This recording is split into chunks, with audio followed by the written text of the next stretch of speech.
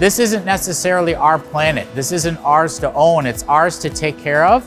We've got to look after the next generation. This is a great opportunity to do a little bit of our part.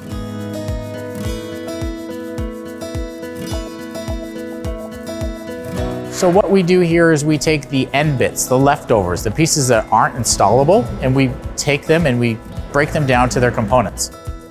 So the first step in the process is taking cable that, for example, comes in on a reel and cutting it down to a meter length using the alligator shear.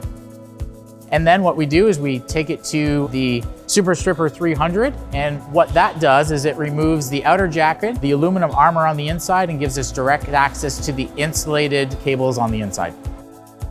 The DX220 removes the outer insulation and gives us access to the actual copper or aluminum on the inside of the cable. If we have a smaller cable type, we'll run it over to the granulator machine. With the Synchro, it will take that and remove the outer jacket as it has blades that shred it and has a sorting table that sorts out the outer jacket towards the back end and the copper shavings to the front end.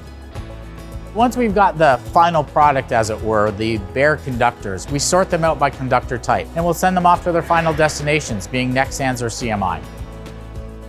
With our unique recycling program, we are able to impact the entire life cycle of our products.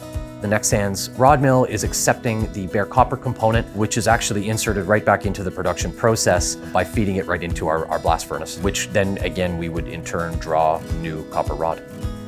One of the key pillars of our strategy here in Canada is to focus on sustainability, and part of that is our unique recycling program that we've developed here.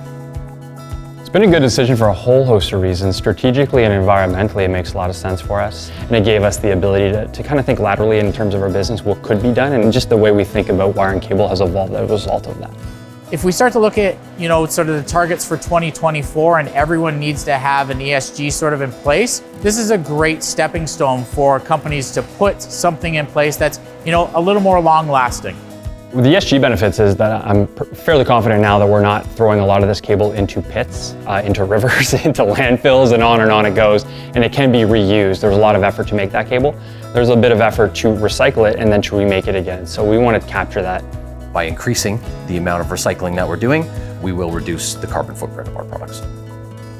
The other benefit is financial, of course. You're taking obsolescent material or material that's been written down to a low value, and you're getting a high rate of return for it. Doing the right thing can be beneficial to you financially.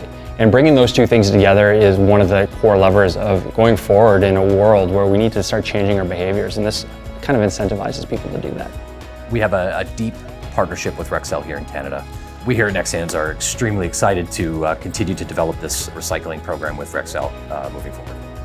And I'm proud of the fact that we're able to take a real acute issue, both from our balance sheet and also environmentally, and bring forward some solutions that were creative and provide everyone in our organization with the idea that you can do something. You just have to put the right foot forward and be creative in doing it. And this has allowed many other things to germinate from that.